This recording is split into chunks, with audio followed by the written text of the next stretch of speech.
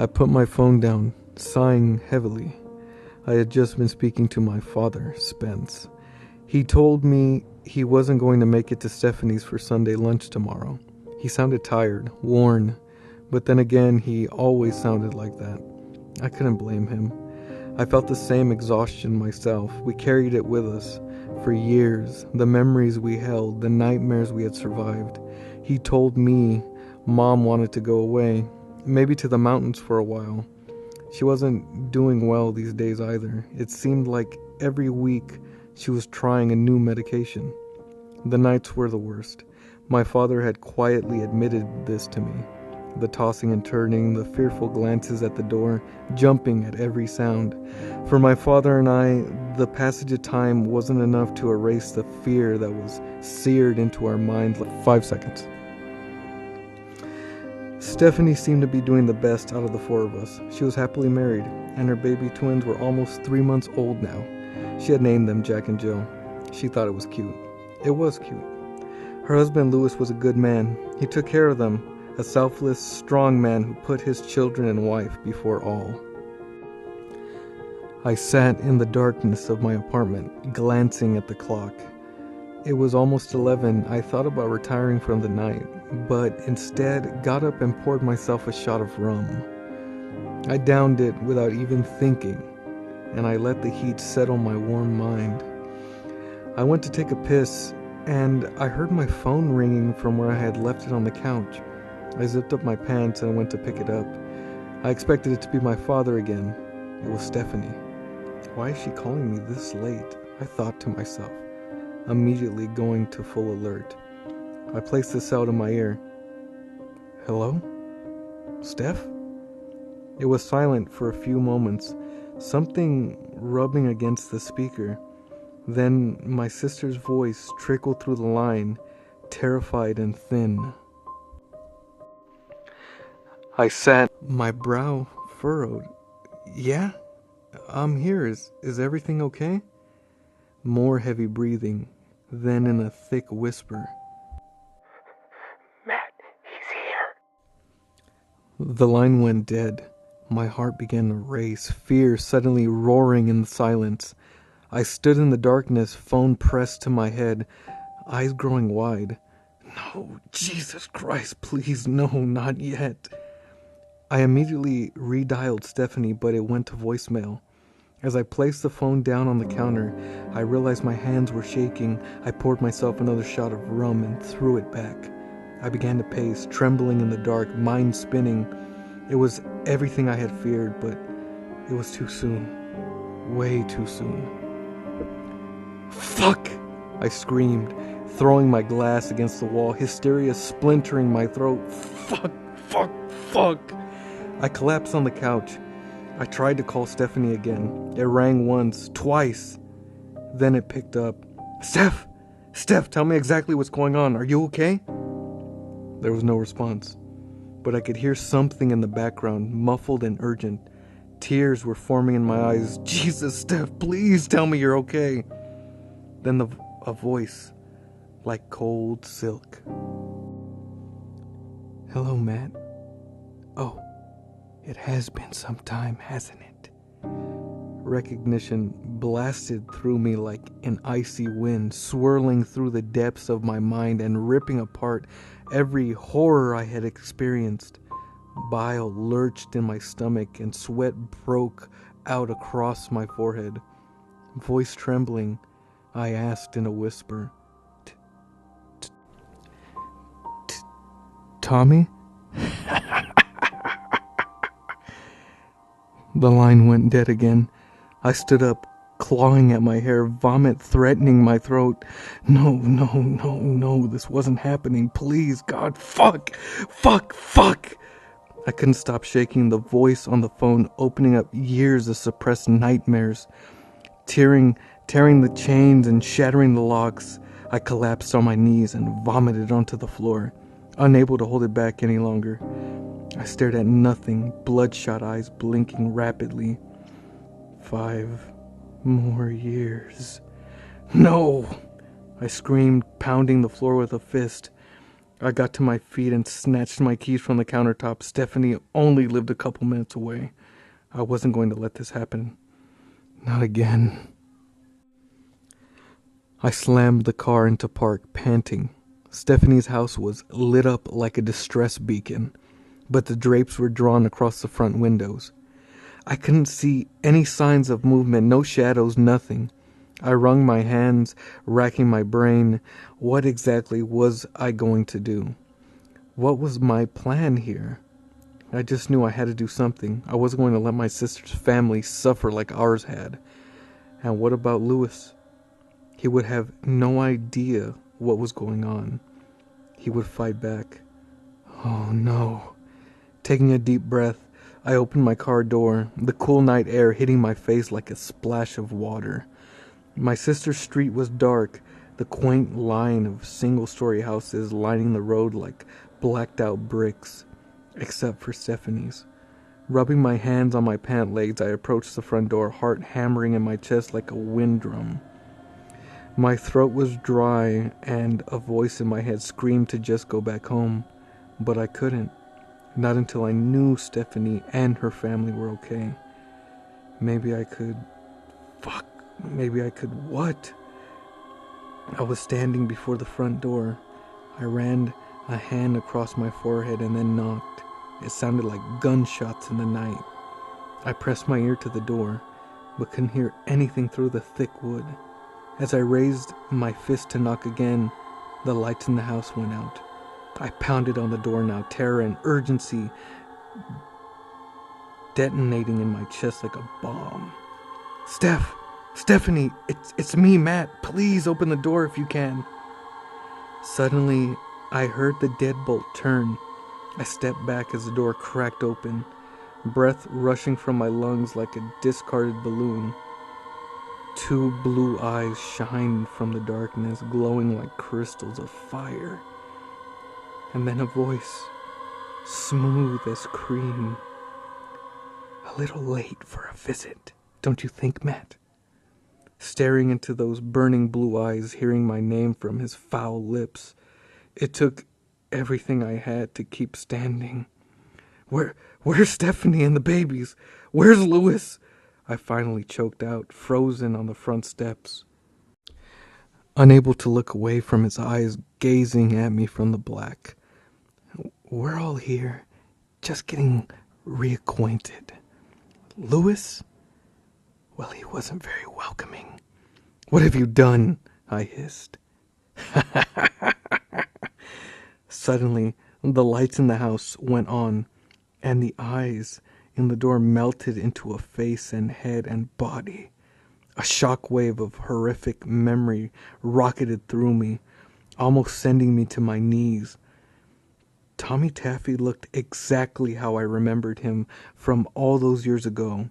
His short blonde hair, the small nub jutting from his face where his nose should have been, the eerie strip of seamless white where his teeth should have been, and his ever-growing blue eyes so intense they threatened me to drown. His perfect, impossibly flawless skin gleamed in the light, reminding me of soft plastic. Tommy pulled the door open, gesturing me inside with his hand. You came to see your sister, didn't you? From my place on the steps, I could see directly into the kitchen. Louis was slumped on the floor, motionless by the table. Stephanie was next to him, weeping, clutching at his still body. She looked towards the door and saw me, her eyes widening, desperation shaking her voice. Matt, help us, please! The agony stretched across her face tore me apart, tears blooming in my own eyes. I went to push past Tommy, but he grabbed my shoulder, stopping me. You saw your sister. No need to get involved, Tommy said, his grip like an iron clamp digging into my collarbone. I turned to Tommy, one foot in the house. Please, leave them alone. Haven't you taken enough from our family? It's time for you to go, Matt. Tommy said, pushing me back outside. Stephanie wailed, screaming my name from her place beside Lewis. I tried to step around Tommy, desperation raking my voice. Please, just let me. I was cut off as Tommy suddenly stepped forward and grabbed me by the throat. He slammed me against the side of the house, never releasing his grip. His face was inches from mine, his voice like burning coals, but his face remained calm. I told you to go. Don't make it worse for them. This isn't about you anymore. I grasped as he released me, slumping to my knees in the dewy grass. I watched helpless as Tommy went back inside and slammed the front door. The lights in the house went out, and that's when the screaming began. I sat in my dark apartment, the bottle of rum beside me almost as empty as my gaze. The sun was rising, a soft pink glow tickling the horizon through the window. I hadn't slept, my imagination running rampant. I couldn't let Stephanie live through this, not again, not for another 5 years. Time had hidden the abominations of our childhood from my sister. Tommy entering our lives at an age she could still forget. The twins, he had come back because of the twins, Jack and Jill, to continue his reign of terror through the generations of our family. When would it end? How could it end? The hours offered no solution, the rum burning in my gut, giving me no comfort. Suddenly, my cell phone rang, startling me. I blinked and realized the sun now was burning cheerily through the window. How long had I been sitting here? My heart jumped as I saw it was Stephanie calling me. Hurriedly, I answered. Hello? Steph, are you okay? What did he do to you?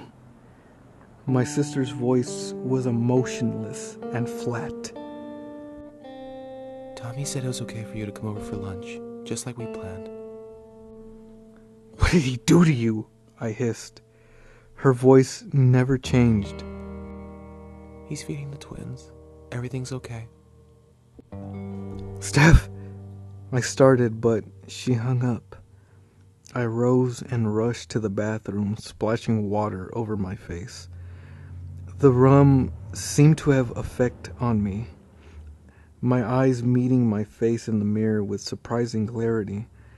But that did nothing to dilute the fear that plagued my mind.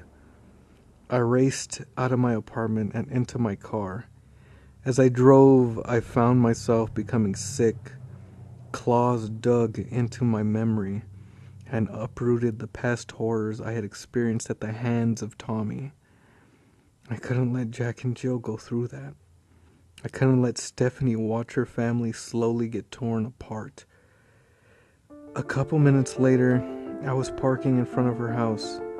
I anxiously got out of my car and went to the front door where I knocked. Tommy answered, "A baby in each arm." "Hello, Matt. Good to see you at a more appropriate hour. Come on in."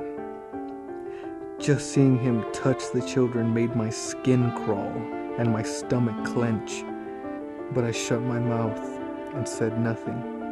I walked past him, and he kicked the door shut behind me, bouncing the babies in his arms and beaming down at them. "Beautiful children, aren't they?" Tommy said softly, staring down into their faces. "Where's my sister?" I asked, a trickle of sweat running down my spine like a ghost. As if to answer, Stephanie came walking down the stairs. Her skin was pale, and dark bangs hung from her eyes. There was no sign of physical violence, but I knew that Tommy had other ways to punish people. Lunch is ready, she said, toneless, her eyes dead. She walked into the kitchen and began setting food on the table. I followed her and then froze. Louis was slumped over the table, breathing heavy. One side of his face was swollen, closing his left eye.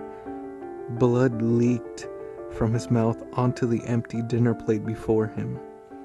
His legs had been broken, his shins and ankles twisting along the sides of the chair at angles that turned to my stomach. Upon seeing him, he raised his head, trailing drool and blood from the corners of his mouth. Get this monster out of my house, he whispered to me. Before I had any chance to respond, Tommy was sweeping in behind me, cooing down at the babies. Stephanie was like a zombie, placing the steaming platters of food before us, and then sitting in the chair opposite her bleeding husband. Jesus, Louis, I gasped. We need to get you some help. Come on, I'm taking you to the hospital. Tommy looked up at me from the babies. Matt, sit down and enjoy the food your sister so lovingly made you. It would be a terrible waste of food to ignore such a feast. As if to lead by example, Tommy took a place at the table, the gurgling, oblivious twins chirping in his arms. He needs help, Tommy, I insisted, terrified of the words coming out of my mouth. Don't be dramatic, Matt. I suddenly slammed my hands down on the table. I'm taking him to the hospital, goddammit. Immediately, I regretted my sudden aggression. The gasoline fire in my chest was doused instantly as Tommy's shiningly blue eyes met mine. Wordlessly, Tommy stood and handed Jill to Stephanie, who gratefully accepted her daughter. Eyes never leaving me, Tommy took Jack and went to the sink. He turned on the garbage disposal. Horror ripped through my brain like a blazing locomotive. The loud whirring of the blades filled the kitchen and choked the fight from me, replacing it with furious caution. Get away from there! Louis screamed, struggling to stand, but screaming as his broken bones squirmed against his twisted flesh. Tommy lowered the now crying Jack towards the black mouth of the garbage disposal, his eyes never leaving me. It would be a tight squeeze, but I think I could get him to fit. Tommy said, his voice like the edge of a knife. I raised a trembling hand. Stop! Okay, please, just stop. But Tommy just kept lowering the baby, its howling face now inches from the opening. I only need one, Matt. Maybe you need a lesson. Maybe you've forgotten how this works. Stephanie was clutching Jill, her eyes bludgeoning through from her face, tears silently streaming down her cheeks. No, I'll do whatever you want. Please, just stop, please. I got down on my knees, voice shaking, my own tears of terror pouring from my eyes. Just don't hurt the baby. Don't hurt Jack. Tommy's eyes bore into my skull, examining my words like they were under a microscope. Finally, he turned and switched off the garbage disposal, handing Jack to Stephanie. I let out a shuddered sigh of relief and shakily got to my feet. Tommy took a seat at the table and pointed for me to do the same. I did not hesitate. Godless fuck! Louis growled, clenching his fists. I'm gonna kill you. I'm gonna fucking kill you! Tommy turned to him, and I saw his jaw clench. Don't push me, Louis. It won't end well. Fuck you! Like lightning, Tommy stood and stepped towards Lewis, sliding his hand into the beaten man's mouth to grip his upper jaw. Without slowing, Tommy heaved Lewis out of his chair and threw him face first into the refrigerator.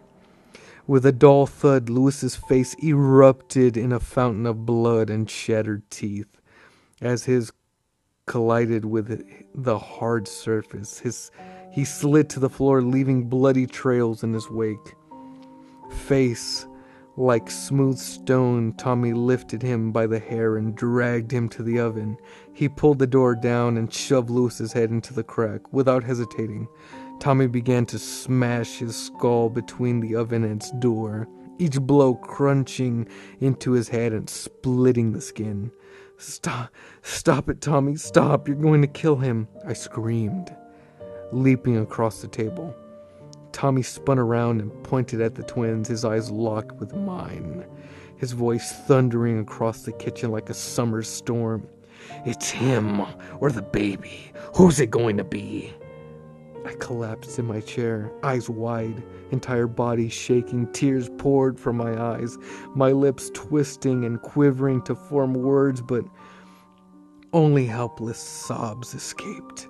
The twins were howling, and Stephanie clutched them to her chest, weeping, shock washing over her in horrified waves. I turned away, world rocking, ears filled with screaming and crying as Tommy crushed Lewis's head with the oven door. Spittle flew from my lips with each ragged breath I sucked into my lungs. Reality bending and darkening, Tommy straightened, panting, observing his work. Blood splattered, painted the cabinets and floor. Slow trails that oozed like reaching fingers. Stephanie was weeping. Eyes squeezed shut, twins mimicking their mother's sorrow. Tommy ran, a hand through his hair, exhaling, his eyes meeting mine. He smiled, shaking his head like he couldn't believe it. He then turned to Stephanie and motioned for the babes. Give them to me. Clean your husband's mess up. My nails were digging into the tabletop, knuckles white. I couldn't believe the carnage I had just witnessed, the brutal execution of my brother-in-law. I was shaken to my core, my vision spinning in disbelief. Tommy leaned down and snatched the babes from my sister. Go! Put him in the basement for now. Whoa. Why did you have to do that? Stephanie squeaked between sobs. Tommy began to soothe the twins, shooting a look at my sister. He wasn't right for this family. Now clean him up. Tommy walked into the living room, motioning for me to follow him. My chair scraped loudly against the floor as I stood, watching my mentality shatter sister begin to drag her husband towards the basement door. Drool leaked from her lips as she whispered loving apologies to the deceased. She was breaking. In a horrific daze, I followed Tommy into the living room, feeling like I was in a dream. I wanted to murder this monster, rip this cancer from my family. But another part of me knew I couldn't. That attempting to do so would just bring more violence. There just had to be a way through. Tommy had settled the twins. I was now watching me. You okay, Matt? I said nothing. My shell-shocked eyes staring into nothing. Tommy nodded. I know this is probably a setting. That's why I want to talk to you in private. I'm worried about your sister and how she's going to take this. I'm worried about how it will affect her parenting. My eyes rose to meet his, my voice incredulous. You did this? Tommy ignored my accusation. Matt, I'd like you to stay here with us for a while. Keep an eye on your sister. Help her through this. I'm afraid it's the only chance we have of settling her mind enough after such a tragedy. My fists were clenched by my sides. One day, I'm going to stop you. Tommy smiled, but there was no humor in it. Careful, Matt. Just leave my sister alone. Get out of her life, I said through gritted teeth. I can't do that, Tommy insisted. Not with such beautiful children to raise. In fact, that's the reason I'm here so early. I couldn't wait any longer. I had to see them. His eyes glowed, twin spotlights cutting into the darkness of my mind. I took a step towards him, whispering, "What the fuck are you?" I stayed with Stephanie that night. It had taken her almost 3 hours to clean up Lewis, and when he was finished, she went up to her bedroom and collapsed. I put the babes to bed after giving them a bottle and stood on the balcony staring down into the empty living room. Everything felt wrong, like I was dreaming. The shocking events that were slowly twisting my life dug into my brain, unearthing every horror I had spent years burying. A hand rested on my shoulder. I turned to see Tommy, the light in my sister's bedroom glowing behind him. Go. Be with her tonight. It's important she feels the warmth of a man beside her. It will help ease her husband's passing. I said nothing. Just stared into Tommy's smooth face, every ounce of me screaming to plunge my fingers into his eyes. Tommy pushed me towards Stephanie's bedroom. Go. Wordlessly, I walked down the hall and into my sister's bedroom. I shut the door behind me. I went to sit on the bed. Stephanie was under the covers, staring at the ceiling through bloodshot eyes. Her skin was pale and heavy bags dripped down her cheeks. I didn't know what to say, so I said nothing. I laid down next to her and turned off the lamp. After a couple of hours, I blessedly heard the shallow breath of sleep beside me. Could, I thought. Let her mind have a few hours of peace. The deep hours of night snuck up on me, but I barely even noticed. My mind refused to shut down. Ideas of possible ways out of circling my exhausted head like water circling a drain.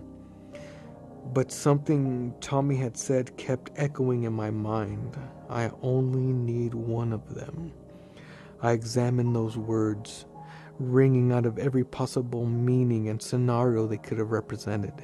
I didn't like what I found. I glanced at my sleeping sister next to me, her suffering apparent even in slumber. My heart screamed for her, and I felt my eyes well up. She didn't deserve this, not again, not for another 5 years. I couldn't watch that. I could not let it happen. What was I willing to do to save her then? What kind of person would I have become? What kind of person would I have to become? How could I possibly live with myself if I did what the darkness whispered? You know how to save her. Something chuckled from the black. Tommy made a mistake tonight. Or was it? Maybe he's testing you. Either way, you know you can't live like this. You know she can't live like this. I covered my face in the dark, tears staining my face. What kind of person would I be? At some point in the night, I became aware of something by the bedroom door. I turned my head and saw Tommy watching us through the crack in the door, his blue eyes illuminating the darkness to cast a soft glow across his smiling face. I shivered and turned away. It was hours before I felt his gaze leave me. I awoke to a scream. I bolted upright, sleep leaving me in an instant. I didn't remember falling asleep, but the dark gloom from the window told me it was late. I glanced at the clock on the bedside and saw it was almost 10. Rain threw itself against the house, a wind slamming angrily against the windows. Another scream shot me out of bed. It was Stephanie. I looked at the empty bed. My heart began to race. I sprinted out of the room into the hallway. Tommy was marching up the stairs, holding my sister by her hair. She was grasping at his wrist, tears running down her face in agony as she shook her, screaming down into her face. When will you learn? He howled, never slowing his pace. My heart crawled up my throat. Sickness boiled in my stomach. What happened? Tommy, please let her go. Still dragging my sister, Tommy ascended to the top of the stairs. He reached out and palmed my face, throwing me hard against the far wall. Stars exploded in my vision as my head bounced off the sheetrock, sending me to my knees. I'm sorry. I wasn't calling anyone, I promise. Stephanie howled as Tommy pulled her towards her bedroom. The police can't help you. Matt can't help you. Only I can help you. Tommy snarled. He threw her across the room onto the bed and turned back to me. Fury stretched his face and burned in his eyes. Your sister needs another lesson, he growled before slamming the door and locking it. I crawled to my feet, racing to the door. I jiggled the handle and pounded on the wood, screaming, begging. From inside, I heard something crash, and then my sister's voice arched and rose, reaching an almost animalistic height of hysteria. Tommy, stop it. Tommy, please, leave her alone, I cried, slamming myself against the door. It did not budge, and my sister continued to howl. I spun in the hallway, clawing at my hair, eyes wide. Fuck. My heart motored in my chest, and my whole body shook. A sense of maddening helplessness and anguish threatened to overwhelm me. Stop this, my mind screamed. You have to stop this. I pounded the wall, tears rolling down my face. No. She still has a chance. She can recover from this plague. Do something before it's too late, my mind howled. Breath hitching in my throat, my sister's screams echoing and crashing into my skull. I turned to the twins' room. I squeezed my fists together, world blurring through tear-soaked eyes, and went in. Jack and Jill were sitting in their cribs, staring up at me with confused, scared expressions. I looked down at them, sobbing, placing my forehead against Jill's crib. No, I wept. Please. I righted myself and reached down, stroking her soft cheek, snot bubbling from my nose, face a wet mess of agony and mental devastation. I'm so sorry, I whispered, Stephanie's shrieks collapsing my willpower, but you can't understand the pain your mother is going through, what you'll have to endure. I love you and Jack with all my heart, but I love my sister more. I picked a pillow up and placed it over the child's face. It took 48 seconds for Jill to die. Hoarse cries rattled my chest. Prayers of forgiveness poured from my lips.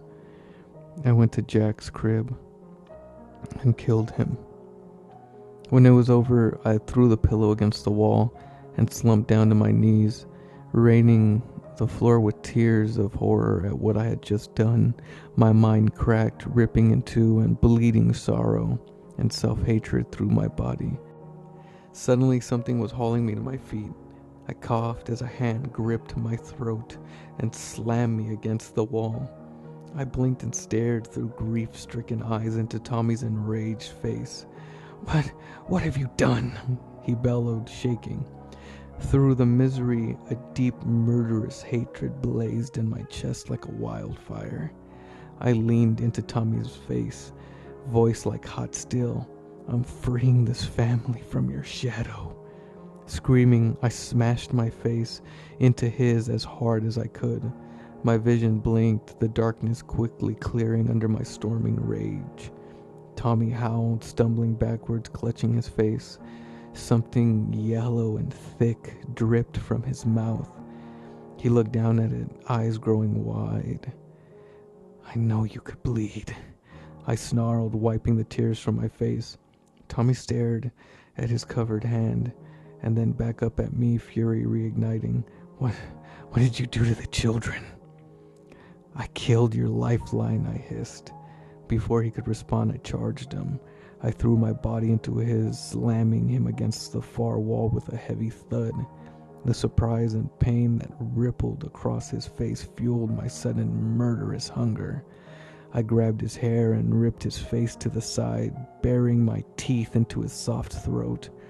He screamed as my jaws snapped shut, my mouth filling with warmth and shredded flesh. I spat the mouthful out as Tommy shoved me back, hand going to his gushing throat, his fingers coated with the yellow liquid pouring down his shirt and chest. I didn't let him recover. I grabbed a lamp and brought it crashing into his skull. Bringing him to his knees, I drove a fist under his chin while simultaneously swinging the lamp again, driving the butt directly into his eyes. He howled, falling against the wall, reaching out, desperate. I knelt over him, tossing the lamp aside. My fists thudded into the gaping hole in his throat. Summoning new howls of agony, it fueled me, ignited me, filled me with rage. I stood and kicked him into his stomach. He started to crawl towards the door, but I brought a foot down into his spine, causing him to twist and shriek. Keeping my foot on his back, panting, I leaned down, voice like venom. "It's over, Tommy, you motherfucker." Even though the obvious pain, his twisted, his eyes burning with hatred, his voice hoarse. "You can't kill me. There are other families." I reached down and gripped beneath his chin with both hands. "But not my family."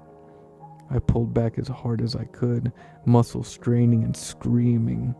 Howling, thrashing, Tommy's neck bent backwards until the skin of his throat split with a sickening pop. I didn't stop. Sweat pouring from my brow, fingers digging into his skin. With a deafening crack, Tommy's spine broke at the base of his neck. And then he was still. I collapsed. I collapsed onto the floor, gasping, muscles burning. I stared at the motionless body, flesh, tears in my eyes. I had done it. I had killed Tommy Taffy. A wave of relief and sorrow rolled through me like a rising tide, hot and cold, crashing into each other as the consequences of my actions stabbed me with needle-thin blades. "What have you done?" I rushed Stephanie to the hospital, calling the police on the way. I told them an intruder had broken into the house and murdered Louis and the children. I didn't wait for the questions. My main concern was getting my unconscious sister medical attention. That day, something in me broke, something I can never heal nor replace. A dark shadow hovers over my soul, a deadly reminder of what I did to save my sister. Guilt and anguish, those are just words compared to how I feel. I don't know if I'll ever be able to live with myself much longer. But I know Stephanie will live, my dear sister. The news of her children's demise rocked her to the bone. I stayed with her through it all, those long nights in the hospital filled with the overwhelming sadness and grief. I told her that Tommy had killed them, and it's a lie I will take to my grave, whenever that may come. And even when the sorrow threatens to kill me, I know deep down that Tommy is forever gone from our lives because of me, because of what I did. Our family will die free from the shadow of that monster, Tommy Taffy.